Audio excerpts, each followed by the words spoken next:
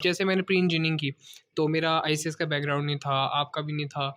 तो प्रोग्रामिंग की लॉजिक किस तरीके से बिल्ड की जाती है, और दूसरा ये कि स्टूडेंट्स काफ़ी इसमें पीएफ में काफ़ी मसला होता है बच्चों को, लेकिन कुछ तो ऐसे हैं कि जो कर ही नहीं पाते। क्या फ़ास्ट में रगड़ा है?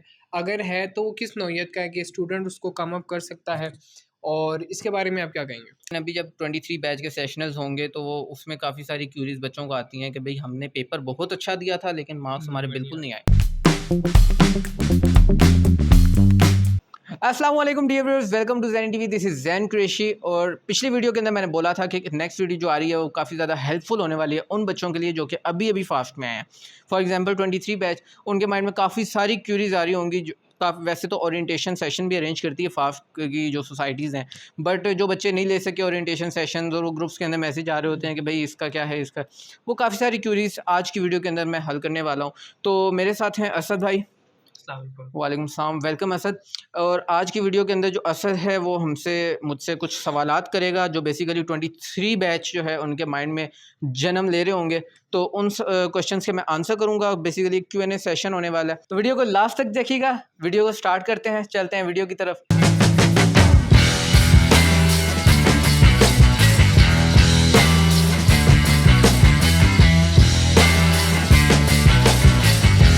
तो जैसे कि ज़ैन भाई ने इंट्रोडक्शन दिया, अब मैं उनसे कुछ सवालात पूछूंगा।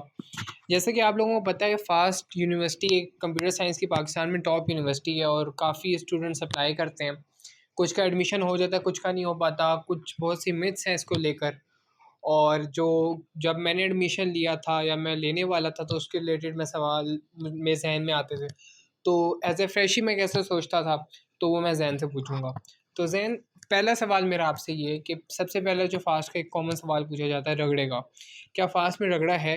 अगर है तो वो किस नौइयत का है कि स्टूडेंट उसको कम अप कर सकता है, और इसके बारे में आप क्या कहेंगे? यार देखो, ये एक ना सोशल मीडिया प्लेटफॉर्म्स जितने भी हैं ना, और इनफैक्ट मेरा अपना चैनल जो है उसके ऊपर भी मैंने कई वीडियोस के अंदर ये बात की है कि अभी फास्ट में काफ़ी ज़्यादा रगड़ा है।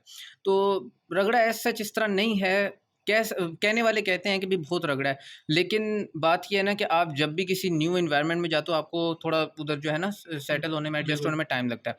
तो आपको बेसिकली उस टाइम को जो है कवर करना है, ठीक है? और उन चीज़ों को आपने सीखना है कि भई ये इन सारी चीज़ों को जो है हमने कैसे लेके चलना है। तो आप 2 से 3 वीक के अंदर आप इसको सीख जाते हो, आपके पास असाइनमेंट्स आ जाती हैं, उसके बाद फिर आपके पास 5 वीक के बाद एक सेशनल 1 आ जाता है, मिड सेशनल एग्ज़ाम्स आ वन जाते आता है। हैं। और उनके बाद फिर इंसान मैच्योर हो जाता है कि भई उसको फ़ास्ट में कैसे रहना है। असाइनमेंट्स आप टाइम टू टाइम करो, उनको लेट ना करो। तो बिल्कुल। रगड़ा इस सेंस में लोग कह रहे होते हैं, ये नहीं कि भई बहुत ज़्यादा कोई तंग करती है फ़ास्ट, या जीपीए के मामले में भी क्वेश्चन किया जाता है, जीपीए देती ही नहीं यस। है फ़ास्ट। तो बहुत सारे बच्चे कहते हैं कि भई फ़ास्ट में जीपीए भी नहीं आता, जीपीए ऐसा नहीं है कि फ़ास्ट जीपीए नहीं देती, जीपीए भी लेते हैं लोग, 4 जीपीए भी है लोगों का। बात सारी ये होती है कि आप एनवायरनमेंट में कितनी जल्दी एडजस्ट कर जाते हो, ठीक है? अब हमें काफ़ी सेमेस्टर्स हो गए हैं यहाँ पे, मतलब काफ़ी तो नहीं लेकिन कुछ हो गए हैं। हम इतना मतलब एडजस्ट कर चुके हैं फ़ास्ट में। तो हुँ। रगड़ा ये सिर्फ़ सोशल मीडिया प्लेटफ़ॉर्म्स के थ्रू आई थिंक बस लोगों ने फैला दिया है कि भई रगड़ा है फ़ास्ट में, बहुत ज़्यादा रगड़ा है।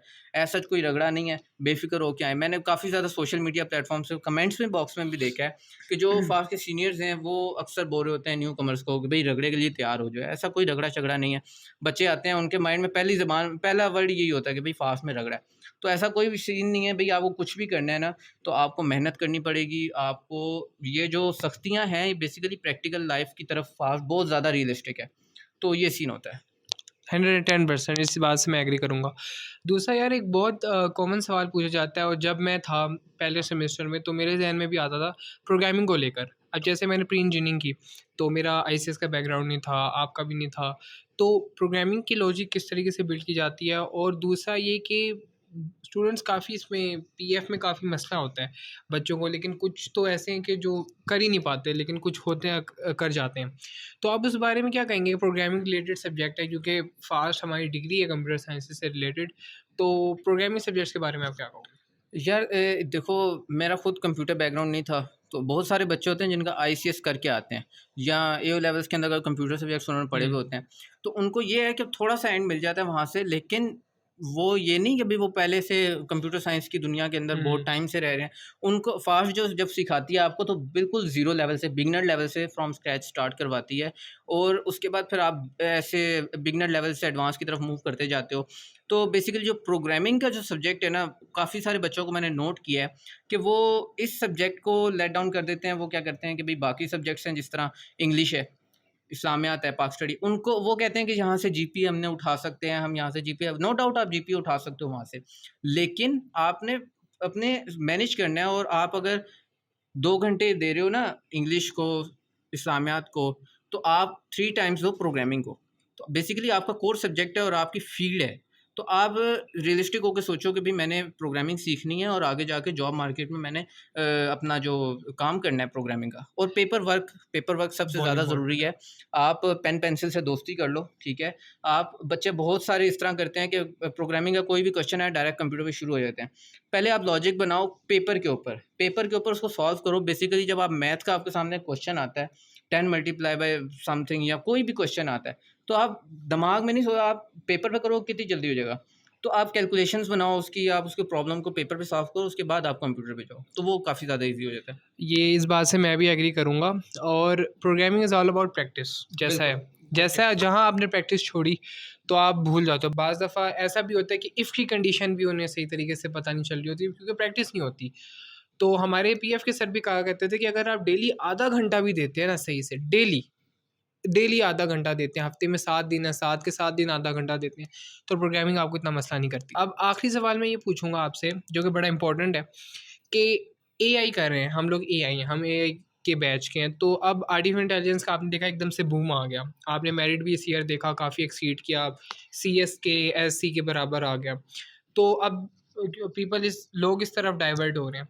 तो आप इस बारे में क्या सोचते हो कि यार एआई की पाकिस्तान में क्या मार्केट लेवल है? और एक और मेरा इसी से रिलेटेड सवाल है जो मेरे वक़्त ज़हन में बहुत आता था कि यार बाज़ दफ़ा पेरेंट्स को होता है कि यार बच्चा ऐसी डिग्री कर रहा है कि अब उसको जॉब मिल जाए। हुँ। तो अब बहुत से सवाल ये आते थे कि यार एआई, साइबर या डेटा साइंस कर हम कोई सॉफ्टवेयर की जॉब कर सकते हैं या कुछ भी कर सकते हैं, डेवलपमेंट की कर सकते हैं। हुँ, हुँ। तो उससे रिलेटेड आप क्या कहोगे? यार देखो, बात ये है ना कि पाकिस्तान की जो इकॉनमी है, जो हमारा सिस्टम है, एआई की नो डाउट यहाँ पर मतलब इतनी जॉब्स नहीं है।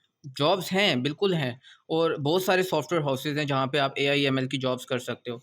लेकिन हम लोग अगर ओवरऑल देखें कि भई आपके फॉर एग्ज़ाम्पल सिर्फ़ फ़ास्ट की बात कर लें। हुँ। अगर एक साल का मतलब एक बैच का 200 बच्चा निकलता है एआई का, हुँ, 200 हुँ। बैच के 200 बच्चों के लिए पाकिस्तान में जॉब्स नहीं पड़ी हुई इकट्ठी बिल्कुल, एआई की।